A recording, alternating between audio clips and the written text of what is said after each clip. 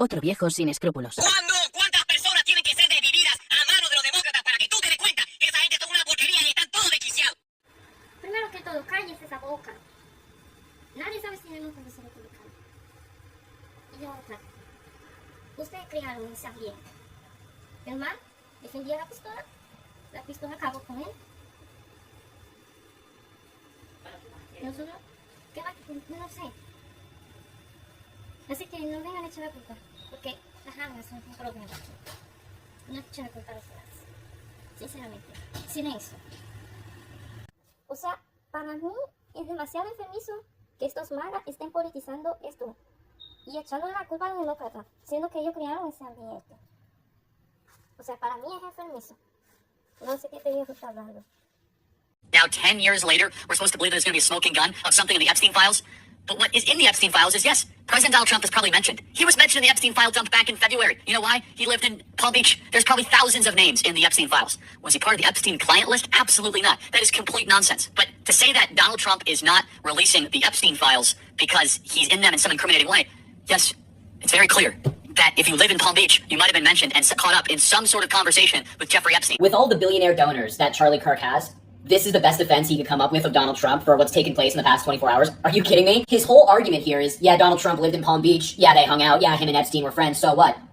So what? His name being involved from the beginning is problematic. Also, Donald Trump is on the Epstein flight logs 7 different times. 7. Look it up if you don't believe me. Donald Trump is also in Epstein's phone logs, showing that they left phone messages for one another. So Charlie Kirk's defense being like, yeah, they were buddies, they hung out, yeah, they partied together, yeah, they complimented each other, yeah, they've been friends for a long time, it doesn't mean they did anything bad.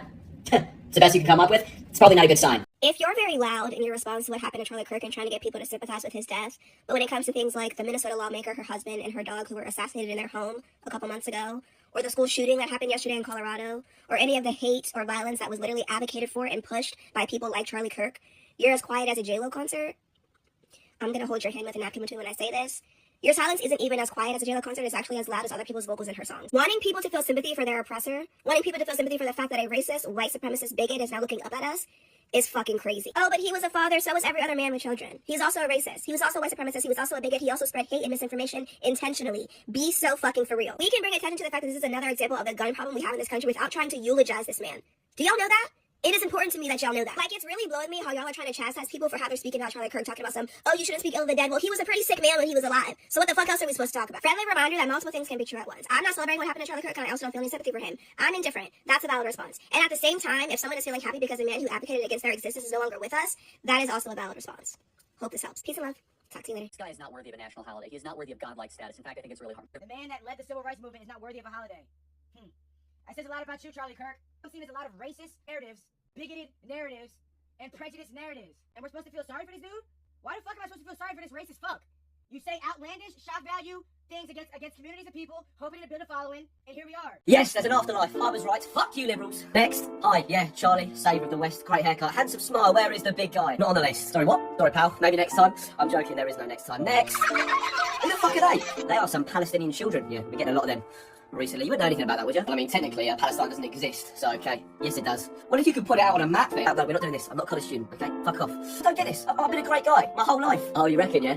You haven't. Fuck. So you mean all this hatred and bigotry I've been spreading to young people wasn't a good thing? Yeah, sorry, you know, I'd have empathy for you, but you don't believe in it, so, brilliant. More Palestinians, I suppose. No, actually, that's America, you know, it's the part of that prudent deal you advocated for, you know, when you were still alive. Next. Happy birthday to George Floyd and George Floyd fucking only, because the Kirkasians are already out in full force. Why did you say happy birthday to Charlie Kirk? It's Charlie Kirk's birthday. You need to honor him on this day. Why aren't you honoring him? This is why. This right here is motherfucking why ain't nobody honoring Giga Gums. You think that we're gonna tell Giga Gums happy fucking birthday when y'all spend every single day of the last 5 years, especially his birthday, Giga Gums included, fucking demolishing George Floyd? Seriously? You think that we're about to get on our TikTok accounts like we're fucking Hannah Brown, pretending like we give a fuck about everybody? Happy birthday! Eat this right here. Eat this one. Take this one to the fucking face with some ketchup on it, bitch. What the fuck is you talking about? It's only one person's birthday that I, as a black man, am fucking recognizing today. And that is the black man that they wrongfully fucking killed that started the movement that y'all are still talking about to this day, pretending like that shit was worse than January the fucking 6th. Get the fuck out of my face with all of this dumb-ass virtue signaling. Oh my god, it's Charlie Kirk! Fuck him. And fuck you. Y llamaban a Charlie Kirk un fascista. Claro que sí, señora. Claro que sí. Claro que sí. Y con mucho orgullo lo vamos a llamar fascista. Porque él decía que los sobrinos, mis negros, mis amores, No podíamos tener ni 2 minutos, así que vamos a repetir. 1, 2, 3. Fue un fascista y no lo hizo repetir. Papi, papi, papi, papi, papi, papi, papi, papi, papi, papi, papi, papi,